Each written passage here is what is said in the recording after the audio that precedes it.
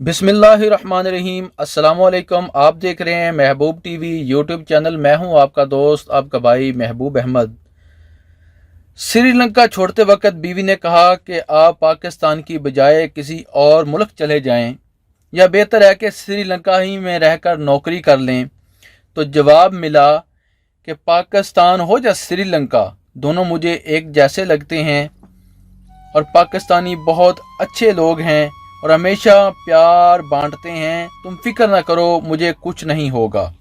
ये अल्फाज थे उस श्रीलंका के मैनेजर के श्रीलंका को छोड़ते वक्त। इसके ऊपर जब पाकिस्तानी जो परदेसी भाई हैं उनका क्या रद्द अमल आ रहा है और सोशल मीडिया के ऊपर क्या बहस जारी है, उसी बहस को लेकर हम ये वीडियो बना रहे हैं। आप इस वक्त अपनी स्क्रीन के ऊपर उस श्रीलंका के मैनेजर की और उसके बीवी बच्चों की तस्वीर देख रहे होंगे, जो कितने खुश थे कि वो अपने हिस्से का रिज़्क हासिल करने के लिए, जो उसका रिज़्क पाकिस्तान में लिख दिया गया था, उसको हासिल करने के लिए वो लेने के लिए आ रहा था।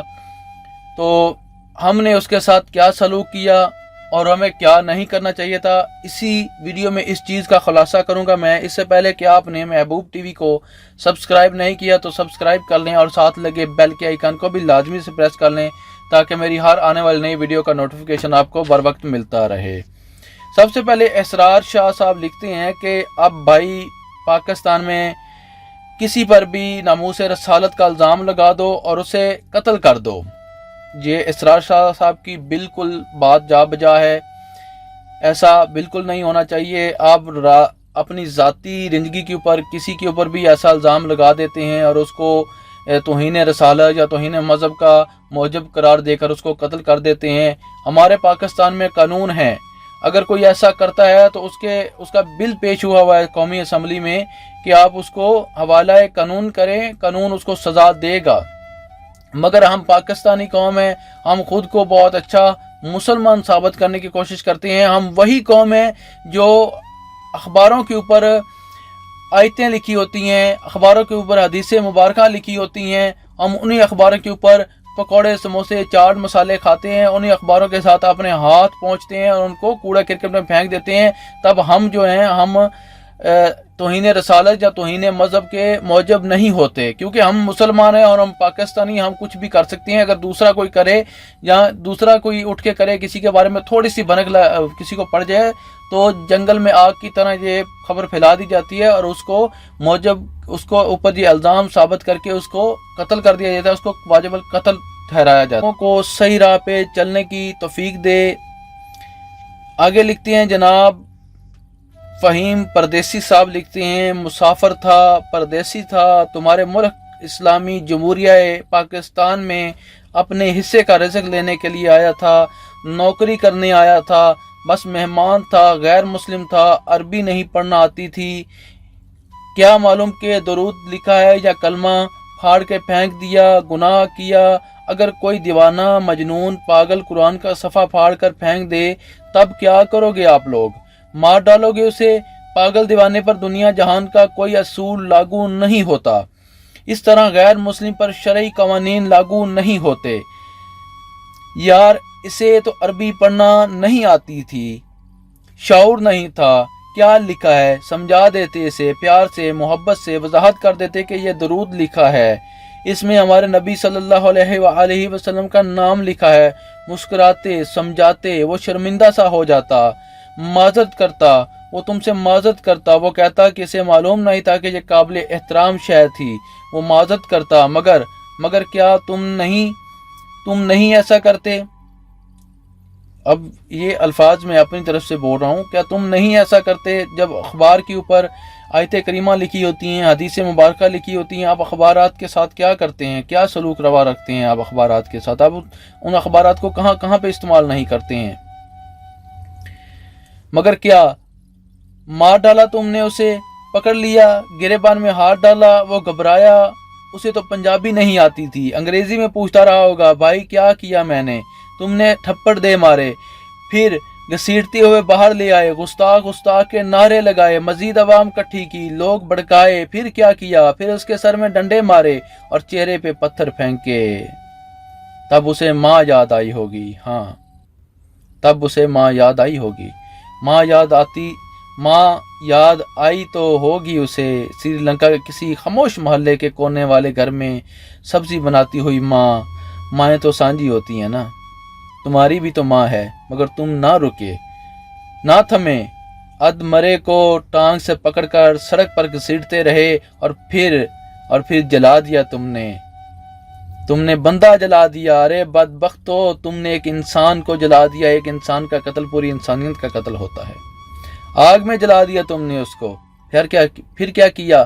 سیلفیاں لی، جلتے انسان کے ساتھ سیلفیاں لی۔ دنیا کی بدترین سیلفیوں میں سے یہ سیلفیاں گنی جائیں گی۔ دنیا کے بدترین سیلفیوں میں سے یہ سیلفیاں گنی جائیں گی، اور دنیا میں یہ سیاہ تاریخ لکھی جائے گی کہ ایک دن ایسا آیا تھا کہ کسی غیر ملکی کو، کسی غیر مسلم کو، اس کو علم نہیں تھا، اس کو نالج نہیں تھی، اس کو اسلام کے بارے میں اتنا پتہ نہیں تھا، اس کو شک کی بنا کے اوپر زندہ جلا دیا گیا اور اس کے ساتھ سیلفیاں بنواتے رہے پاکستانی۔ ارے بندہ جلا دیا تم نے،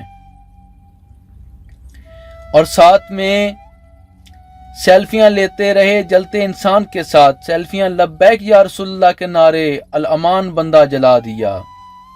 میں کیا لکھوں اور تم کیا پڑھو گے؟ میں کیا بولوں اور تم کیا سنو گے؟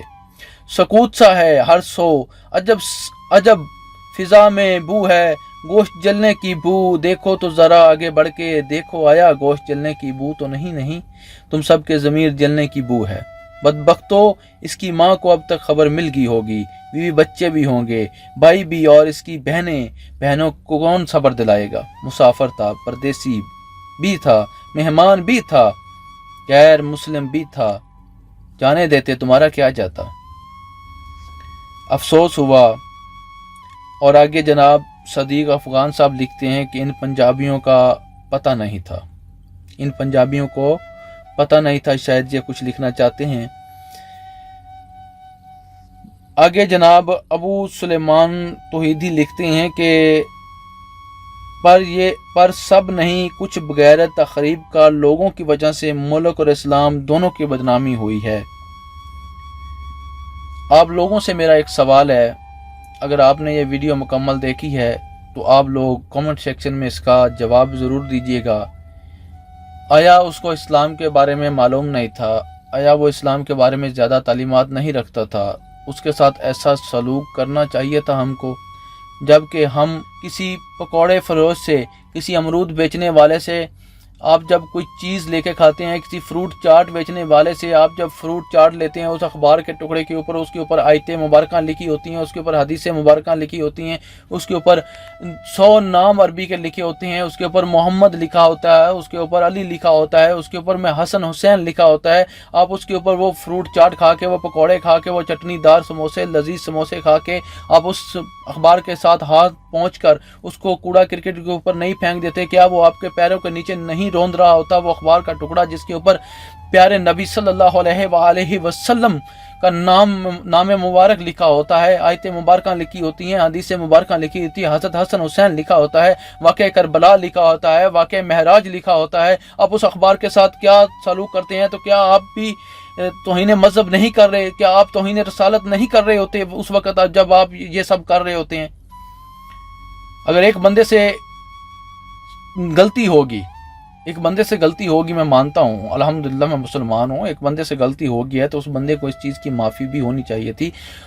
آپ نہیں معاف کرنا چاہتے تھے تو قانون تھے، پاکستان میں قانون ہے، آپ اس کو قانون کے حوالے کیوں نہیں کر دیتے تھے؟ اب میں چاہتا ہوں آپ تمام دوستوں سے اجازت، ویڈیو لمبی ہو رہی ہے، گفتگو لمبی ہو رہی ہے، مزید انشاءاللہ میں اس کے اوپر ویڈیوز بناتا رہوں گا، آپ میرے ساتھ رہیے، میرے چینل کو سبسکرائب لازمی کر لیجئے، اور کامنٹ سیکشن میں مجھے اس چیز کا آپ نے جواب ضرور دینا ہے کہ جن اخباروں کے اوپر آیت مبارکہ، حدیث مبارکہ اور واقعات، اسلامی واقعات لکھے ہوتے ہیں، ہم ان کے ساتھ کیسا سلوک روا رکھتے ہیں؟ کیا ہم توہین مذہب کے موجب نہیں ہوتے یا ہوتے ہیں؟ اگر ہمارے سے یہ غلطیاں ہوتی ہیں تو اب ہمارے اوپر کون سا قانون لاگو ہے؟ ہم کو کیا کرنا چاہیے اس حوالے سے؟ کیونکہ پاکستان میں بہت بڑا یہ سانحہ پیش آ گیا، اس کی وجہ سے پورے ورلڈ میں، پوری دنیا میں پاکستانیوں کے سر شرم سے نیچے ہو گئے ہیں، تو لہٰذا امید کرتا ہوں کہ آپ کو یہ ویڈیو پسند آئی ہوگی. لائک کریں اور اپنے دوست احباب رشتہ داروں کے ساتھ اس کو شیئر کیجیے. اوکے, اللہ حافظ. پاکستان زندہ باد.